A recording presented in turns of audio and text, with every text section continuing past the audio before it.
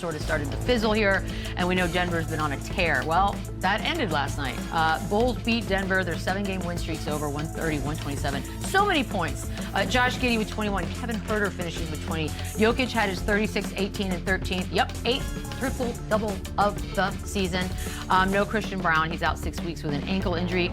Bulls had 6 scorers in double digits last night, and they were on a 5-game losing streak, Chandler. I do think these are one of those games where you're like, oh, that's fun. What happened? They needed, I think they were in like a double overtime game the night before, too, and they needed this win. Obviously, this is a team that started off hot. This is a team that we're talking about a potential all-star on their team who, if they found something in Josh Giddey, which that's still fair to say. Yeah, I think But now you got Bucelis, who's kind of still getting better. Kevin Huerter's having a great year. Ayo has really improved his game this year. So this team is just it's a solid team. You don't know really the pecking order. They play hard. They're well coached by Billy Donovan, but they needed this win more so than anybody. And to go in Denver on the second night of a back-to-back and get this win against the best player in the world, this is a huge win to kind of get off that schneid. And it was the opposite for the Nuggets. Nuggets run a long winning streak and kind of gave one away here. So this was much needed for the Bulls. Yeah, also, I think Bulls didn't have Kobe White last night, and they had him in the one before. It's kind of weird. It's just some. Well, the name of the game, the stars showed up on both teams,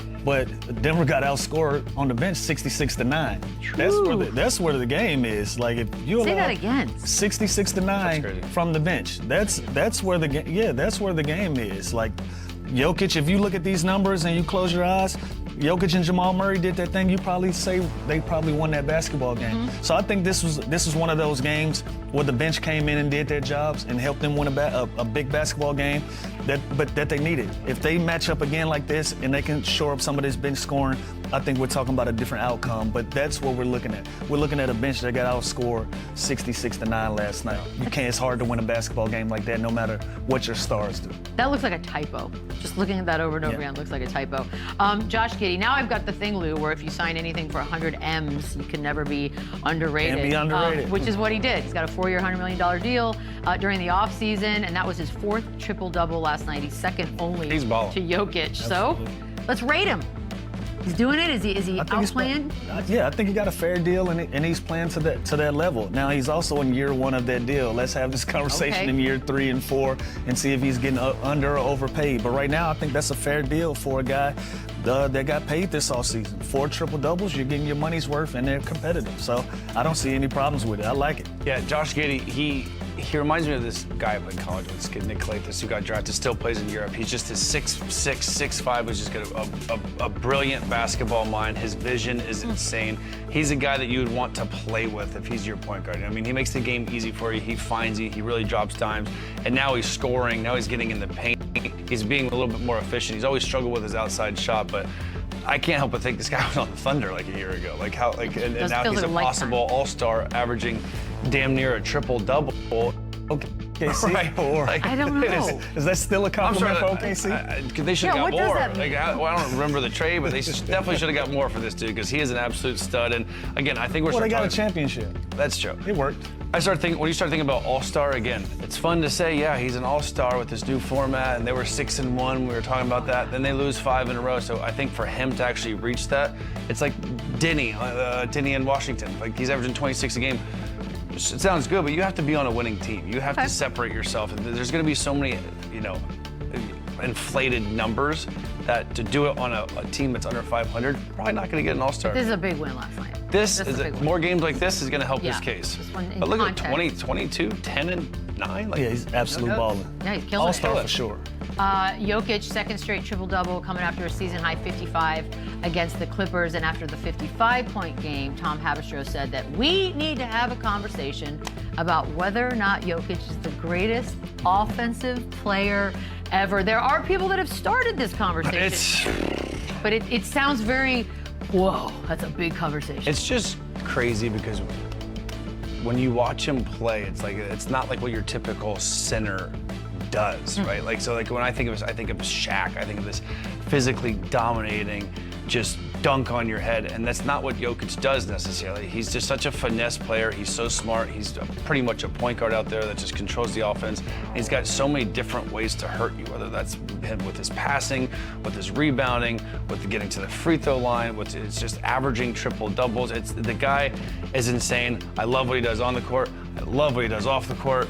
He is just an absolute stud. And The horses? and yeah, everything he does. Love that. He's incredible to watch, and he's already put himself in that kind of category of the greatest, not only one of the greatest centers of all time, one of the greatest players of all time. Maybe I'm jaded because I lived it, and he's knocked me out of the playoffs a couple times, and I'm looking at it in that lens. It's hard for me to step outside of my personal experience with this guy to say that he's the best offensive player. But when you look at the numbers, when you look at the impact and how he's changed the way that we view the Denver Nuggets as a whole, you have to give him credit for what he's brought to the table. Like, I had no idea that this type of talent was going to come down the pipeline when he started to begin the bubble as an all-star level guy.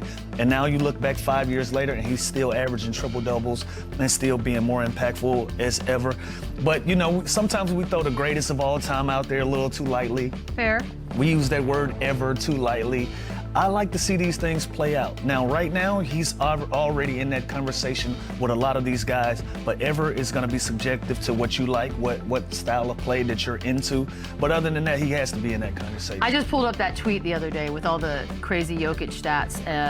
This season alone, by the way, his points per game is already higher than Hakeem Olajuwon in any given year. Check. Higher than Duncan is his rebounds. Check. Jason Kidd's career high, he's got that 10.8 assists per game. Reggie Miller's career high at 3, Jokic has that as well. And then higher than Shaq in any year. Basically, from the Bulls. best of all these great players, name. he's better. It's good this year, right now. And by the way, and we're talking about a guy who's already won, who's been MVP, and he's having this now. We're also So it's a talking little about, scary. and they're 10-3, and they're also Yeah, that's what I'm saying. rolling. It's Kinda fun. it's hard to ignore the fact that he's in the conversation with the all-time greats. I'm sure. I know it's hard But to he's say. still leveling it out. There's a player that I played with that now coaches on the Denver Nuggets staff who coaches Jokic and played with Dirk Nowitzki.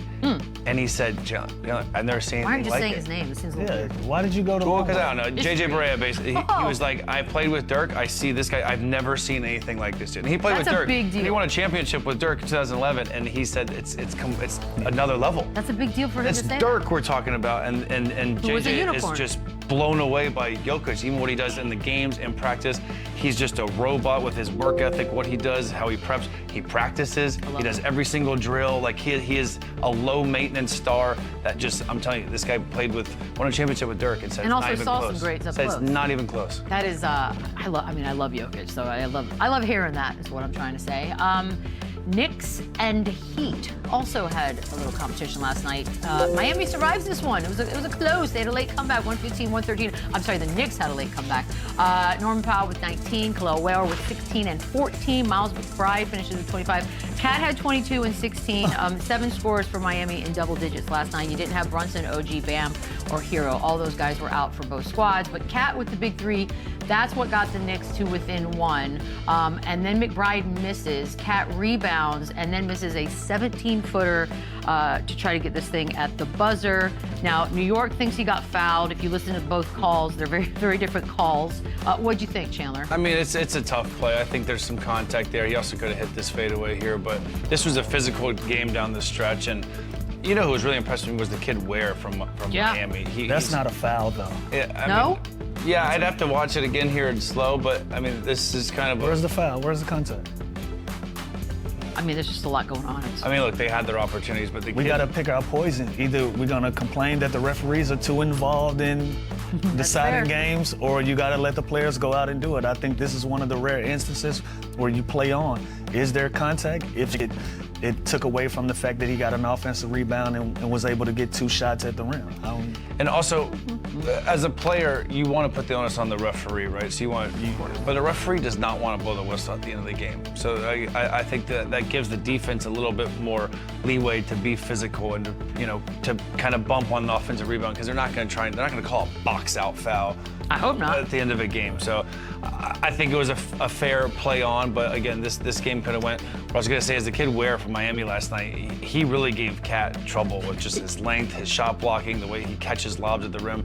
That kid, I don't know, I wish they could find more minutes for him somehow. I mean, he's 24 minutes a game, but he's only averaging 11 and he's averaging Well, maybe 11 they and will. 10 They'll figure it out. and 24. That kid needs to play more. He's a stud. By the way, just for the record, Cat shooting worst percentage of his career so far this season. So that's something to keep your eye on as New York continues down Get the road. back in that bodega. We're gonna- The big bodega? We got- Get back. I don't know what's going on down there. Get but you a it's little chopped weird. cheese. Get your groove back, big fella. My goodness, now it's perfect. All right, we take a quick break. More Run It Back on the